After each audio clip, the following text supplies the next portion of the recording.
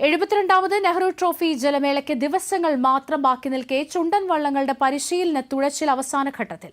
ജില്ലയിലെ കായലിലും നദികളിലുമായാണ് പരിശീലനം നടക്കുന്നത്. വള്ളംകളിയിലും പ്രൊഫഷണലിസം വന്നതോടെ പരിശീലനവും പരമ്പരാഗത രീതിയിൽ നിന്ന് അടിമുടി മാറിയിരിക്കുകയാണ്.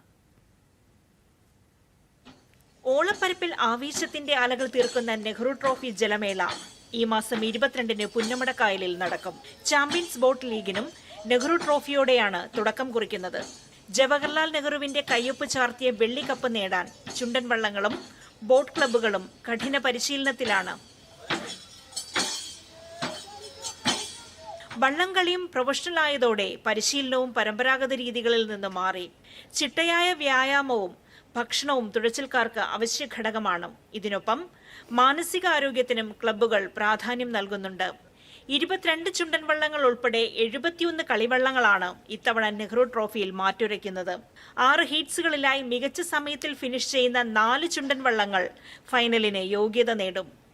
സമയം മാനദണ്ഡമാക്കിയുള്ള മത്സരമായതിനാൽ കഠിന പരിശീലനത്തിലൂടെ ലക്ഷ്യത്തിലെത്താമെന്ന പ്രതീക്ഷയിലാണ് തുഴച്ചിൽ ക്ലബ്ബുകൾ. 2 തരത്തിലാണ് പരിശീലനം നടക്കുന്നത്. ഒന്ന്, നമ്മൾ വെള്ളത്തിൽ പോയുള്ള പരിശീലനം, അത് ചുണ്ടൻ വള്ളങ്ങളിൽ വെള്ളത്തിൽ പോയി ട്രെയിനിങ് എടുക്കുന്നു. 2, ഇപ്പം നമ്മൾ നടത്താൻ പോകുന്നത് അവരെ വെയിറ്റ് ട്രെയിനിങ് ആണ്. അപ്പം വെയിറ്റ് ട്രെയിനിങ്ങിലൂടെ കായികക്ഷമത ഉണ്ടാക്കിയെടുക്കുക, കരുത്തുണ്ടാക്കിയെടുക്കുക. അത് വെള്ളത്തിൽ പോയി തുഴയും വള്ളവുമായിട്ട് ടെക്നിക്കൽ സൈഡ് ചെയ്ത് അതിലൊരു ക്ലാരിറ്റി വരുത്തി മത്സരത്തിന് കൊണ്ടുപോകും. അപ്പം ഇത് രണ്ടും കൂടെ ഒന്നു ചേർന്നാണ് കൊണ്ടുപോകുന്നത്. അപ്പം ഫിസിക്കലി ഫിറ്റായിട്ടുള്ള കായികക്ഷമതയുള്ള കുട്ടികൾക്ക് പ്രാധാന്യം കൊടുത്തുകൊണ്ട് നമ്മൾ അങ്ങനെ ഒരു ടീമിനെയാണ് നമ്മൾ ചിട്ടപ്പെടുത്തി കൊടുക്കുന്നത്. വനിതകളുടെ നേതൃത്വത്തിലും ഇത്തവണ ചുണ്ടൻ വള്ളങ്ങൾ തുഴയാൻ ക്ലബ്ബുകൾ എത്തുന്നുണ്ട്. PBC പുന്നമട ബോട്ട് ക്ലബ്ബാണ് ഇത്തവണ പെൺകരുത്തിന്റെ നേതൃത്വത്തിൽ മത്സരത്തിലെത്തുന്നത്. സ്ത്രീകൾ ഈ മേഖലകളിലേക്ക് കടന്നു വരുന്നത് വളരെ കുറവാണല്ലോ. അപ്പോൾ ഞാൻ ഈ ഒരു കാര്യവുമായിട്ട് പറഞ്ഞപ്പോൾ തന്നെ ഈ നമ്മുടെ കമ്മിറ്റി അംഗങ്ങളെല്ലാം പുരുഷന്മാർ തന്നെയാണ്. അവരൊക്കെ വളരെ സപ്പോർട്ടീവാണ്. വളരെ സന്തോഷത്തോടെയാണ് എന്നെ സപ്പോർട്ട് ചെയ്യുകയും ഓരോ കാര്യങ്ങൾ പറയുകയും എടുക്കുകയൊക്കെ ചെയ്യുന്നത്. പ്ലേയേഴ്സിന്റെ പ്രകടനങ്ങളും കാര്യങ്ങളും ഒക്കെ കാണുമ്പോൾ തീർച്ചയായിട്ടും നമുക്ക് ഈ 72ാമത് നെഹ്റു ട്രോഫി വെള്ളിക്കപ്പ് നേടാൻ സാധിക്കുമെന്നുള്ള കാര്യത്തിൽ യാതൊരു സംശയവുമില്ല.